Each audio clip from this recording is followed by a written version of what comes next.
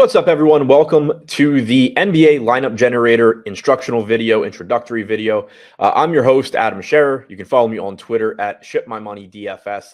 And we're going to walk through how to use our NBA DFS lineup generator. For anyone who's not familiar with it, this is a very, very easy way to bridge the gap into playing DFS and taking advantage of the massive prize pools that exist over there. This tool will... What it does, essentially, it uses our player projections, our ownership projections, and our simulation models on the back end. And then it just is going to present individual lineups to you that have graded out as profitable long-term lineups using our data. And then you have the ability to choose the lineups that you like, get rid of lineups that you don't like, and then enter those contests quickly and efficiently, or those lineups rather, quickly and efficiently into contests on DraftKings and FanDuel. If you're not familiar with DFS at all, it is very similar to regular fantasy sports, except it is played on a daily level. You have a lineup full of players, 8 or 9, depending on the site. Each site has a salary cap. On DraftKings, it's $50,000. On FanDuel, it's $60,000. And you're putting together a lineup of players where each player has a salary. You cannot exceed the salary cap. And then you receive points based on how those players do in their respective games. For example, for every point that they score, you get a point. For every rebound, you get 1.25 points. For every assist, you get 1.5, whatever it may be, depending on the site that you're playing on. And then at the end of all the games, whoever's lineup scores the most points gets paid the most money. There are contests where you can enter a lineup for $15, get $100,000 for first, for example. So it gives you some upside that is really, really difficult to come by in sports betting and is more realistic to attain than hitting your 28 leg parlay or whatever it may be. One way that you can think about these lineups in large field contests, though, is like an 8 or a 9 leg parlay, because you are generally going to need each player that you picked to have a very big game.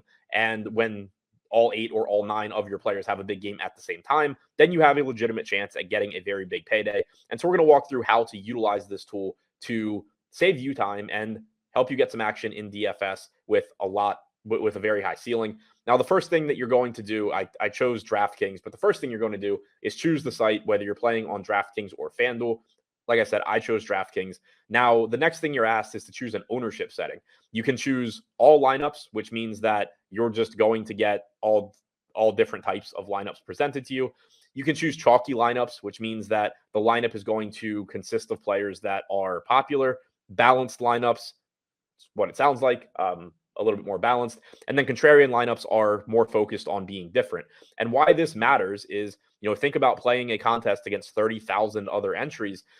It's great to be right about who's going to do well, but it also matters how popular those players are. So in a sense, not that you get more points for being right about a player that other people don't like, but you do get rewarded for being right about a player that people don't really like, in the sense that you're able to surpass a large percentage of the field. If 50% of the 30,000 entries have a player that you also have, it's great that they do well, but you're still competing with 50% of the field for first place. If you have a player that only 1% of the field played and they end up being the highest scoring player on the slate, you very quickly narrowed down your path to winning the $100,000 to first place. So for your larger field contests, the ones that are the most exciting to play, you would generally prefer a contrarian lineup. And that's what I'm going to select for this video. Now, your next option is to select a player to lock into your lineups.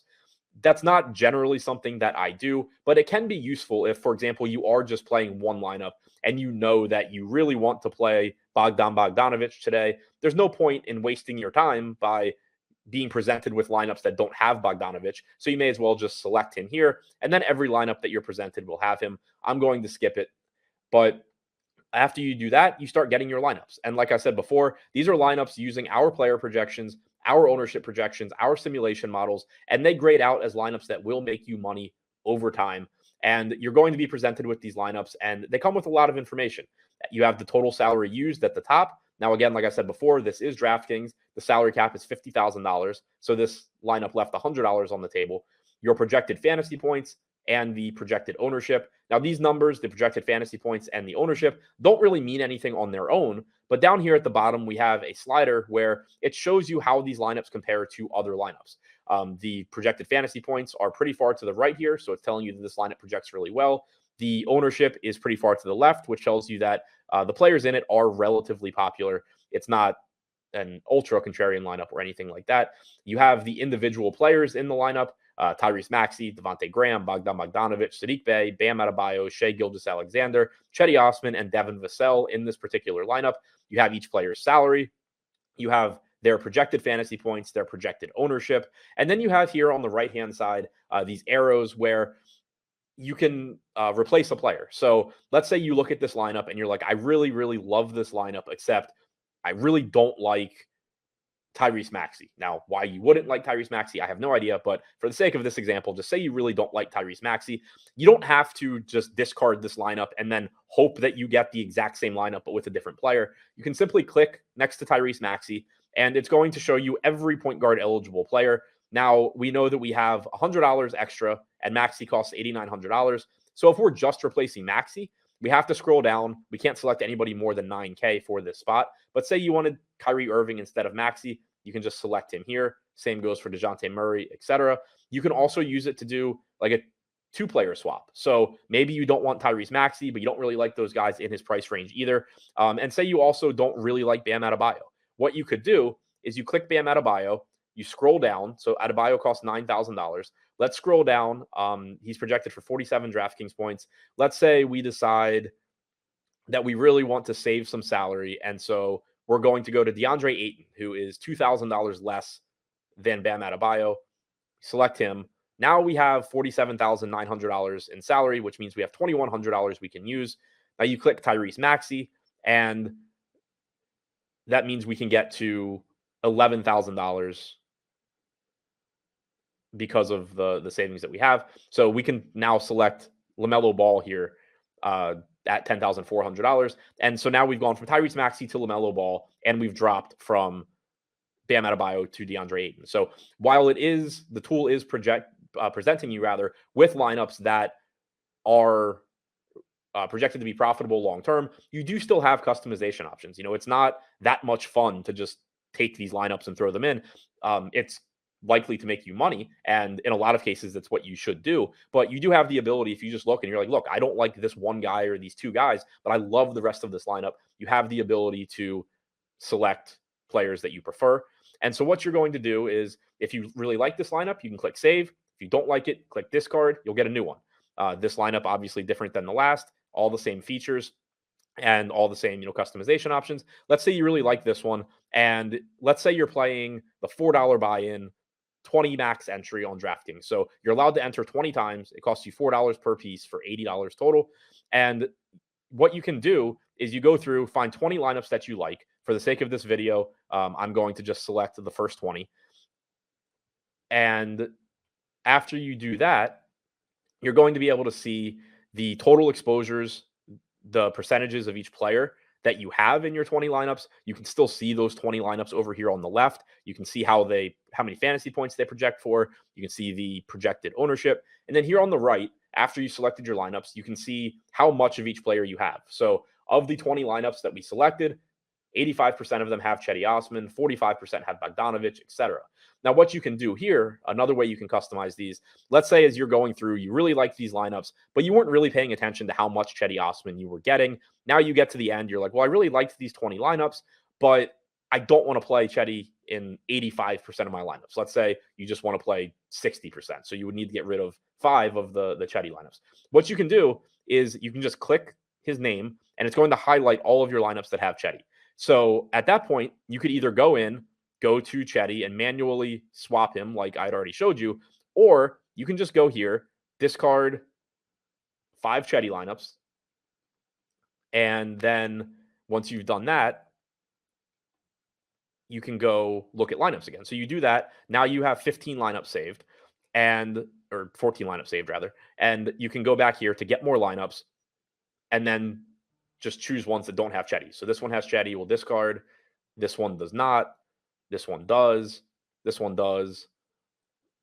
Just go through until we have 6 that don't have Cedi, which obviously Chedi's showing up a lot, so wasn't the best example there. But point being, you have that customization option as well. If you just realize at the end that you have more of a player than you are comfortable with, you can fix it in the way that I just showed you.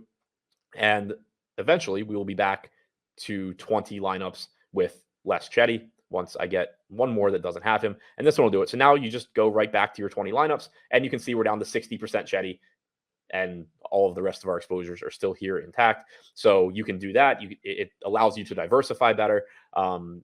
And you can still see the individual lineups here as well, just like you could before. So you still have the ability, let's say you're trying to get rid of those Chetty lineups. You can actually look at the individual Chetty lineups and choose which ones you think are the weakest based on fantasy points, ownership, whether you like the other players in them, whatever it may be.